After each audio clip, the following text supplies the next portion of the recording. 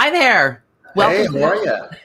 let me do my thing. Welcome to the Metaclusive Leadership Series. I'm Tristan Higgins, co-founder of Metaclusive LLC. After 24 years practicing corporate and entertainment law, I have decided to focus on diversity, equity, and inclusion. I do that by focusing on belonging. When I work with organizations and corporations, I help them to really narrow in on the D&I focus by talking about belonging. Employees who feel like they belong save you money and make you money. It's as simple as that. In this leadership series, I am honored to be able to talk with industry leaders who are really setting the standard for diversity, equity, and inclusion and helping to guide us. And so without further ado, today, I'm very excited to talk with Seth Davis of Lighthouse Legal Search. Seth is the managing partner. I'm going to read this part. Seth is the managing partner of Lighthouse Legal Search, where he recruits for law firms and in-house legal departments. He leads the firm's partner and general counsel practices. He started his career at MLA and opened Lighthouse Legal Search in 2009. His firm is an executive legal search firm with a career coaching philosophy. Welcome, Seth. So good to see you. It's been a long time. Thank you so much for joining us today. You know, you have to forgive me, even though I've done this a few times, I'm still always so awkward at the beginning. But welcome. So it's good to be here, and it's good to see you. Thank you. So tell us, I gave that quick bio and it's so inadequate, right? Tell us what we missed. What's MLA? Just give us a little bit about you. Sure. So, I guess quick background, MLA, Major Lindsay in Africa, great search firms where I started. Marty Africa, unfortunately passed away a few years ago, was one of my mentors, just an incredible training ground, and started Lighthouse Legal Search right after the Great Recession. So I spent a year in the 1930s. I look remarkably good for your age. Great Recession, not Depression. Oh, Anyway, so started it. We've grown to 5 recruiters. We focus on all practice areas from partners, general counsel searches, in-house counsel. I focus mainly on partners, and occasionally we'll take on a general counsel search, and then my team does partners, associates, and we even have a couple of great recruiters who focus on staff. So we do it all. When you say partners and GCs, just because not everybody watching us is a legal expert, what does that mean? Like, who are your kind of typical clients, and what roles are those that general counsels, not at firms, right? Can you just give us a little idea about that? So typically our focus, my focus is typically on the AmLaw 100, which are the largest law firms. So basically what I'll do is work with those firms, and not to say we won't work with boutiques and smaller firms, but firms with 300, 200 plus attorneys, where we're moving a partner or group from one firm to another.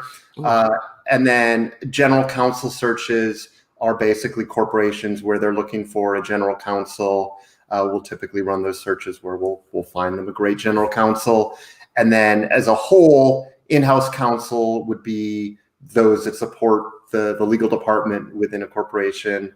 We run those searches. And then like the rest of my team, they do all the support staff and associates for the large law firms as well. So, yeah. So it sounds like you really are helping at the highest levels of the law, as far as, private law, right? The highest levels of corporate, like organizations, like say Sony, for example, Exactly. and law firms. Do you want to share how we met? I certainly owe you a great debt, so I would love for you to mention Sony and your work with them. Vice versa. So you and I met actually. I actually initially called you years ago when I was starting my career, and I was a young recruiter. I believe you were at Sega. That's right. So I was calling to see if I could recruit for you. And you did have a couple of needs. We submitted a couple of folks, but nothing ended up happening there. And then ultimately, I was retained by Sony to run a high-level licensing attorney search. I believe that was the case. And that's how we met. I thought you were a great fit. It was a really interesting search. One of the things, actually, I think it's fascinating. Sony at the time, like most clients, they had a specific need, which was, we want a licensing attorney. We want them to have AmLaw 100 law firm experience, and some in-house experience as well. Their preference was, like I said, top law firm.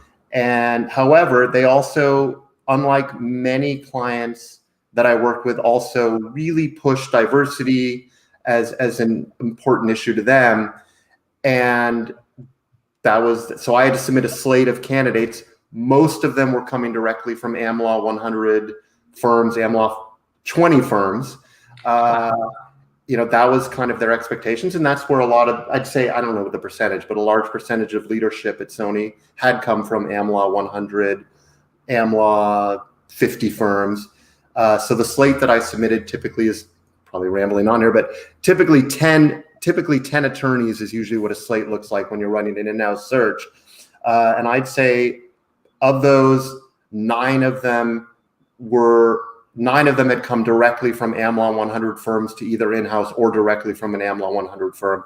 And you were the exception to that. Thank goodness. Yeah. And I was really thrilled that they included you and they took you very seriously, and they interviewed a lot of candidates, and so you blew them away. And I think, I don't know how many years you were there, but you were there a long time. 10, a whole decade. Yeah. So. Wow, it's a great pivot point for us, really, in this conversation. Thank you for the compliments. But I think it really highlights, because people might be thinking, well, why is Tristan talking with a recruiter? And I think I really want to tee up this issue that you have a particular relationship in the legal space that allows you to help, hopefully, advance diversity in the candidate choice. And I think a lot of people don't think of that, right?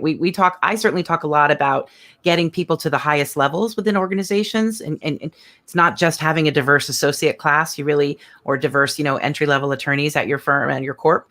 You really need to help them escalate. Can you talk a little bit about your role in that sense? I mean, you've been doing this a long time. I would hope I'm not the only diverse candidate that you helped place. Tell us a little bit about, what does that look like for you, and what's your role in that? So again, going back to early in my career, having a great mentor like Marty Africa, I think she really drove home, whenever we submitted a slate, it should include a certain percentage of diverse candidates. And so that was always very important to me. So I think that's a starting place. So most clients don't ask, which is unfortunate. But regardless, we push internally that it's our expectations when we submit a slate that we really want it to be diverse. So I'd say from that perspective, that's a part that we do play in the recruiting process. Is it's on ourselves to make sure that we're submitting a diverse slate. So I think that's the first step. Obviously, I mean, that's honestly, that's it. I would say most clients, Sony was an exception to that rule. We do get the occasional request such as, hey, I'll go to the partner, I guess, search. A partner search, I'll get a call, I'll say, hey, we need a litigation partner. And they'll say something like, we'd love it if they were diverse. That'd be great. That's it.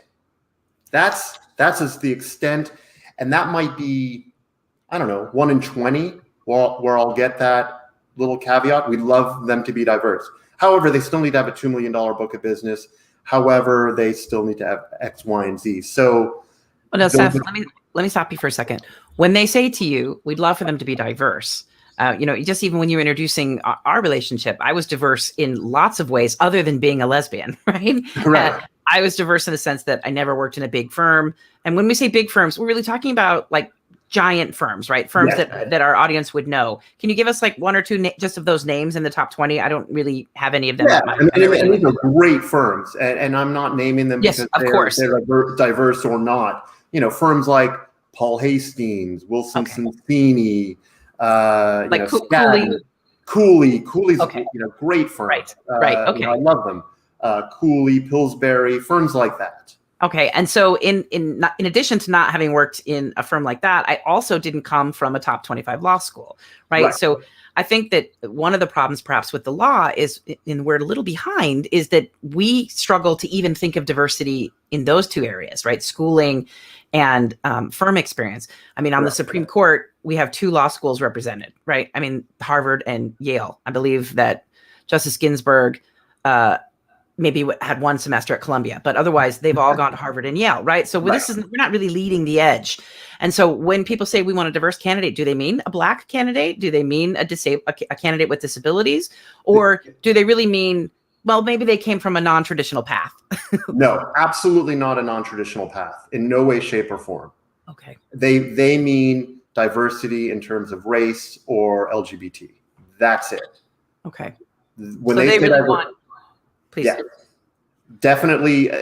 If I submitted, so a typical law firm will want a candidate from if they came from a top 20 law school, great. If they, and with that, they also need to typically come from an AmLaw 100 firm. So you're talking top 20 law firm and an AmLaw 100 firm. That's what they're looking for. There will be an occasional exception for a AmLaw 50 firm, for a top 50 law school, if they were maybe top 10% of their class. And then outside of the top 50, they better be number one in their class. And if you were, as a recruiter, to submit to an AmLaw 100 firm a candidate who did not fall within that, you might get a scathing email back. Now, people have gotten better about that, and we know what our marching orders are. So as recruiters, we've gotten better about that. But yeah, no, you wouldn't submit anyone from a, not a top 50 law school unless they were number one in their class. Wow.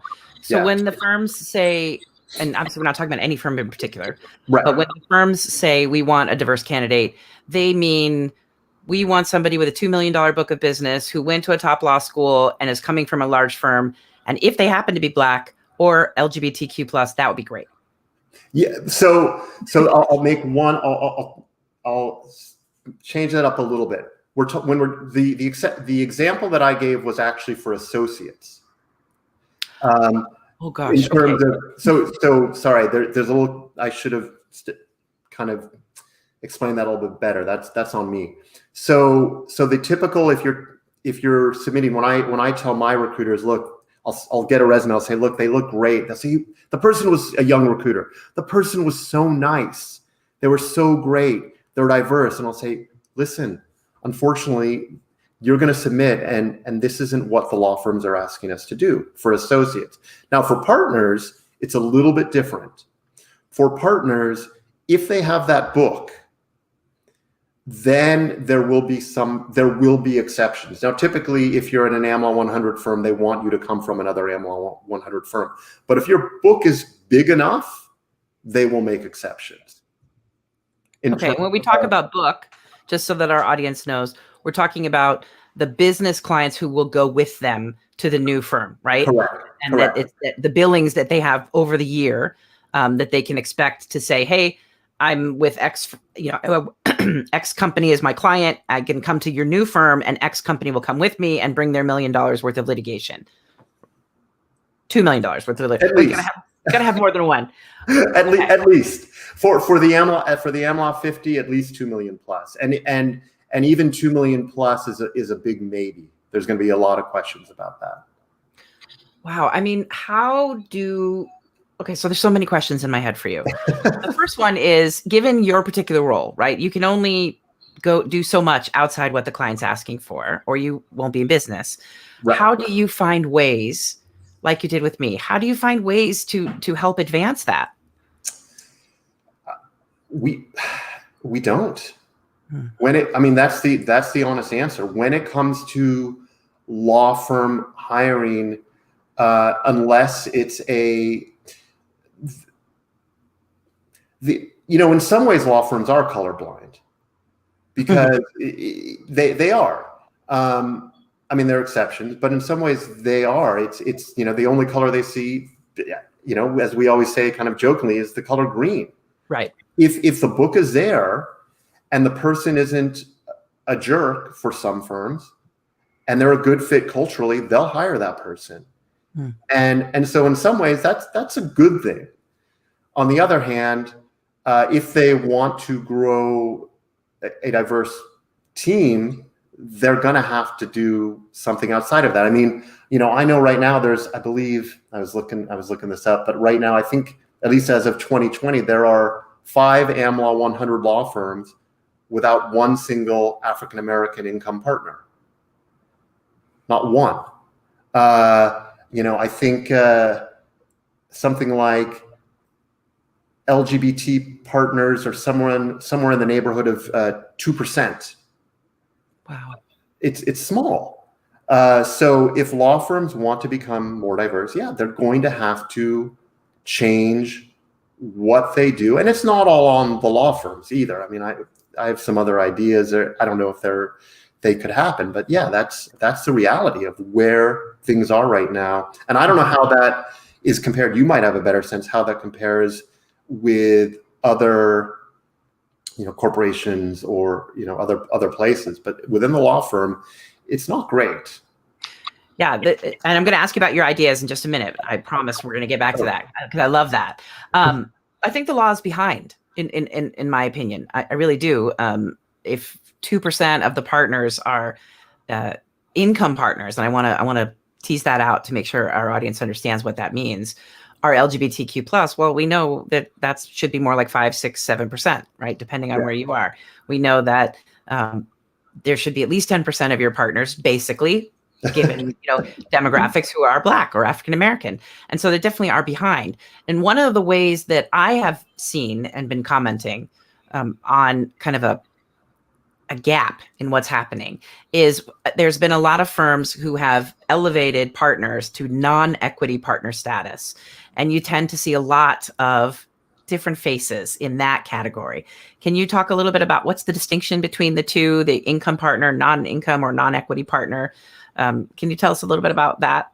I mean, the simplistic way would be to say that if you're an equity partner, you have an ownership stake within the firm. And if you're not, then you don't. And you're just paid basically a salary. So, and I want to be careful. I'll make the statement rather than asking you, because I don't have the same worry you do about my clients. So what I've seen is a lot of firms trying to bulk up their diversity image, as it were, by elevating people to this non-equity status, when really what they're doing is they're just making them a next level of associate, right? They might be making a little more money, but they don't have that investment in the firm. They don't have the decision-making power. And so if you go to the next level, you still see all white faces, right? Non-LGBT white faces. Yep. Now, what do you think? Okay, I think you said, and typically mostly male white faces, and typically mostly older white male faces. Right. And once again, I always like to say this: I love older white men that are straight. My father is an older white man who's straight. I think my son will someday be an older white man who's straight. So this is not about bashing by any means, but we're just talking about the situation that we have. Yeah. And lest we all despair, let's hear some of the ideas that you have about. Let's talk about first. Well, I think that you may have ideas in a variety of categories, right? Like, what can firms do? What can corporations do? What can recruiters do? So can you give us a little of your thoughts on those? And not to put you on the spot, right? You don't have to fix it, but I love to hear ideas. Well, first I want to go back to maybe early on in my career, which is that this has been going. I mean, every year there have been CLEs on this. There have been presentations. And it always tends to fall back on the law schools. The law schools need to bring in more diversity within the top law schools. And that seems to be where it always goes back to. But I think that that's absolutely the case, but that hasn't really changed much. It's gotten better. In terms of what we as recruiters can do, I mean, I already discussed it. It's always making sure that we submit a diverse slate. In terms of what law firms can do, I think it's, come to the recruiters and say, this is what we want. I never get a recruiter or a partner at a law firm saying, hey, here's why a diverse candidate should come to us. It should be like, this is why. Here's our. I mean, they're available on the website, but they're not making a proactive effort. I don't ever get a call saying, hey, look, I'd like to retain you to help us build our diversity within our firm. That never happens. Again, yeah, we'd love to have diversity, but we'd also love to have the money. We'd also want the candidate who went to the top 25 law school or is coming from an AmLaw 50 law firm. So I think firms could proactively say, listen, we want to do something a little bit different. What that is, what's palatable to them, I don't know. And the more they're willing to expand what they do, I think the better success that they can have. Corporations, and there's some that are doing great things. Sony, I think, is a great example. But what could they do? I know that there has been pressure put on firms that you need to hire more diversity, but it doesn't seem to change who they're hiring. One idea, and I have no idea if it could float, that I've thought a lot about would be the idea of hiring young, diverse associates, giving them work. I mean, one of the challenges to becoming an equity partner is having that book of business. So if corporations said, look, we want to give work to young associates, and especially diverse associates, a certain percentage, that would help them start to build their book, regardless of whether they're great salespeople. That's how you build a book, is being a great salesperson.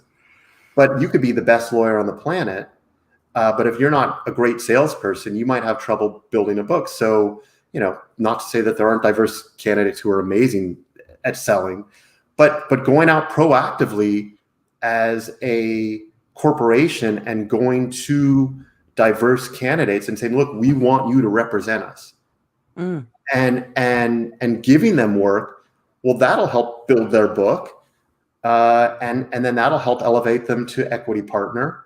So instead of saying it can't all be on the firm either, it needs to be on the corporations as well. So are you saying, it sounds like what you might be saying is, for an attorney, when I was in-house at Sony and I was out and about in the community and going to legal events, that I might meet a younger, and we say younger, it doesn't mean they need to be younger, but they tend to be younger in age, right? As they come out of law school, just standard. And that if I found somebody at a bar event that I thought was wonderful, who was Black or Latinx, or who was using a wheelchair, right? That I might, or lesbian or gay, or bisexual, trans, that I might say, wow, I would really like to work with you. And they're at such and such firm. And then I call the partner who is normally doing my business, right? The big shot, who's good at maintaining that relationship, not in a dismissive way, but that's what they do. And I say, I would like associate, Z to be on my team. Is that what you're talking about? That it really That's what I'm talking about. But even taking it a step further, why not while you're at Sony, why not call partner and say, listen, I want to know who some of your young, diverse candidates are. I'd like to interview them. I'd like to get to know them. And be proactive in talking to them. You're, not just happenstance to meet them at a party, but actually proactively going and talking to folks. So as part of your role in-house is to proactively reach out to folks that you might not have reached out to, and find ones that you connect with, see if they do good work. And if they do good work, continue to give them more business. No, that's fantastic. I love that. Okay. So we've got a great idea for law firms to request help from their recruiters, right? Shift a little of the burden off and actually mean it. We have corporations at the highest levels can be asking for any level in the corporation can be asking their law firms to give them candidates who don't look like all the rest of their candidates. I try not to refer to people as being diverse, right? Because really we don't get to diverse until we talk about the team. So that's why I fumble a little bit with that. But, and then it sounds like the third idea is that attorneys in corporations and other organizations can proactively meet people out and about and request from their traditional firm that they come into the fold. Do you, not to put you on the spot again, that's 3 great ideas, but do you have other ideas? Like, what can you do as a recruiter? What can people in your space do? Again, I'll tell you a story. How are we doing on time here? We good? We're good. We have another 4 minutes, lots of time. Okay. Plus, I don't think that it's not like a pumpkin. We can go a little over. So let me tell you a story. When I started recruiting, young recruiter, very nervous. I'll tell you, advice. I'll give advice to young recruiters, which is, don't be afraid to hit send. We sit there as a young recruiter and we're typing up this profile of, let's say, a young associate, and we read it over 50 times and we're terrified to send it. You know why? Because we're afraid the person on the other end is going to get ticked off at us or send us a mean response. That's how a young recruiter feels. It's scary. So I remember as a young recruiter, we had, again, Marty Africa being such a great mentor to me, try to bring more diverse candidates. So I was recruiting and I came across this amazing candidate. I probably shouldn't give too much detail, but he was at one of the top firms in the area that he practiced in. He had come from Africa. And unfortunately, he didn't pass the bar the first time. He didn't pass the bar the second time. So the firm let him go. He did pass the bar the third time. Okay. But he had come from one of the top firms in this area, diverse candidate. Now, the unfortunate thing is on his resume, on his transcripts, he had a D. He had a D. Now, what was interesting about this candidate was when he moved, and it was his undergrad transcripts where he had the D, by the way. That's rough. I don't remember ever showing my undergrad transcripts as a lawyer. So for a variety of reasons, that's what this person had to do. So this particular candidate had spoke no English when he moved here. He received asylum, refugee status, worked as a janitor while going to undergrad, went to a decent law school, not the best, but a good, solid law school, did okay, and found his way to one of the top boutique firms in this practice. And now I've told you the rest. So I'm thinking, this person deserves another chance. What a great candidate. What a great story. So I write this story up and I'm terrified. Should I hit send? Should I hit send? So I said, you know what? But diversity is important. So I send this to the recruiter at this AmLaw 100 firm. I get called into the office of the person that I report to. This recruiter sent a scathing email. How dare you send us a candidate with a D? Wow. And fortunately, my manager was like, it's okay. I totally understand where you're coming from, was very supportive. And that's the hard lesson that I learned as a young recruiter. Would I do it again? Absolutely. Now I tell the person, I probably much stronger words. At the time, I was a young and I was nervous and it was new to me. In that, now I would have gone back to them and said, "What are you talking about? I'd call up and say, do you understand this person's story? Are you crazy? I get it. Maybe they're not right, and I understand. Maybe they don't meet your requirements, and I respect that, actually. But to send a scathing email back? Are you kidding me? Don't you understand at least why I sent it? You could say, look, this person looks amazing. I understand their story. that to me is but that was, and I think it's gotten better. I don't think I would get that same email back now. But anyways, so we have a lot of competition to deal with in terms of being able to submit candidates to law firm, and there are certain expectations, and their expectations are the top schools. So there's not much we can do unless a firm comes to us proactively and says, this is what we want, this is what we're looking for. Okay. So it sounds no, please don't be sorry. Other than that being an upsetting story, it sounds like really the drivers for change in this space need to be corporations like Sony and others that care and that have the ability to put pressure on their counsel, right? That they spend a significant amount of money with, attorneys that are in the ranks of those organizations, reaching out across the banquet table, as it were, to new and different colleagues, and law firms being brave enough to ask for something different from their recruiters. I want to make sure we're not leaving this with the idea that it's your job as a recruiter to make this change. Really, you're in a responsive role, but I do appreciate that you try. You try to bring it forward, right? And would you suggest that other recruiters at the higher levels of those organizations might say, to their new client, would you consider a diverse, slate of candidates? Is that a safe question, like to kind of put the pressure on your competitors? So the good news is there's not a firm out there that doesn't want a diverse slate.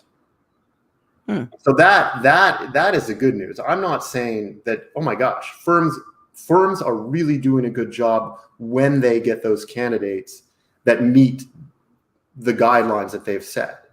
So I want to make sure that that's really clear. There is not a single firm out there that isn't interested, as far as I know, that isn't interested in diversity. There isn't an organization out there that isn't interested in diversity. What there is out there is they still have to meet certain requirements. And so the question is, what's the flexibility? And that's if they really want to grow, that's the question. I don't know. I can't give the answer, right, but they better meet that threshold. That's where it is. Right. Okay. So until we have addressed the sort of entry level barriers for school, we still have this big gap in there. Nobody's saying you have to take a candidate with a D, right? This is not about reducing your standards, but when you have, less variety of people getting into law schools, and you have less variety of people even able to graduate from college, right? It goes all the way down the line. Yep. And so what we're saying is it would be great if firms could expand their thinking so that it doesn't have to be just this one narrow groove to get into their space, until we have many more people being equitably, given an opportunity to even talk to them, right? So in the meantime, let's see if we can open that up a little bit. Yeah, I think that's it. And but again, I understand. They have certain standards, and I think there is a certain sense of it's a tough, it's tough because there is a certain sense of I respect there is a certain sense of colorblindness there. That it's tough. Where is that line? I don't know. I don't have the answers to it. But yeah, if there is an interest, that's something they're going to have to do. Well, one of the things we can do is you can send them to me, and I can explain to them why they should not be colorblind. It's actually good for their business, especially right now. Just even from a very practical standpoint, think about all the money, all the VC money out there right now for Black entrepreneurs. And, if I was a Black entrepreneur, I might want a Black general counsel or a law firm that reflected me in some way. So, okay, so we're over time, and I do want to gently wrap us up. Is there anything that you, actually, let me ask you one more question. I think it's really neat, and I know you don't advertise it, but I think it's really neat that your firm has a community focus, a nonprofit contribution focus, and you probably don't get to talk about that all the time. But will you tell us a little bit about that? What does that look like for you? Sure. I love it when businesses care about the community in any way, but tell us how you do it. Sure. So thanks. So after every placement, we make a donation to a charitable organization. And the one that I am particularly that's particularly important to me and my family is an organization called called Family House, which is a home away from home for children with life-threatening illnesses. It's a great organization. It's in San Francisco. So if anyone is ever looking for an organization to support, I think it's one of the best and finest out there. So That's really awesome. For bringing that up. Yeah. Seth, do you think that's really common in your space, the recruiting space, for people to make a donation after every placement? I've actually never even heard that before. I have no idea. Was that something that was important to you? I mean, you're the founder, right, of Lighthouse Legal. And how did you make the decision to do that? I mean, that's money, right? You're putting your money where your heart is. How did you make that decision? Probably because when I graduated from law school, what I wanted to do was was probably go into asylum law and make, but unfortunately I would have made $35,000 a year. But I loved, it's just the way I was raised, I guess. I just love supporting charitable organizations and things that are meaningful to me. So just how we roll. That's fantastic. Well, Seth, I want to thank you for being with me today. And I want to encourage our audience to, you can reach out to Seth if you are a law firm looking to hire diverse candidates or a corporation. This is how you can find Seth. I'm Tristan Higgins. Again, thank you so much to everybody for being here. This has been the Metaclusive Leadership Series, where we talk about advancing belonging in the workplace. If you would like some help with this, please reach out to me. I am delighted to talk to both nonprofits as well as corporations and law firms and see what we can do in this space. And with that, I just want to say thank you so much, Seth. I really appreciate your help today and talking with us. So great to see you.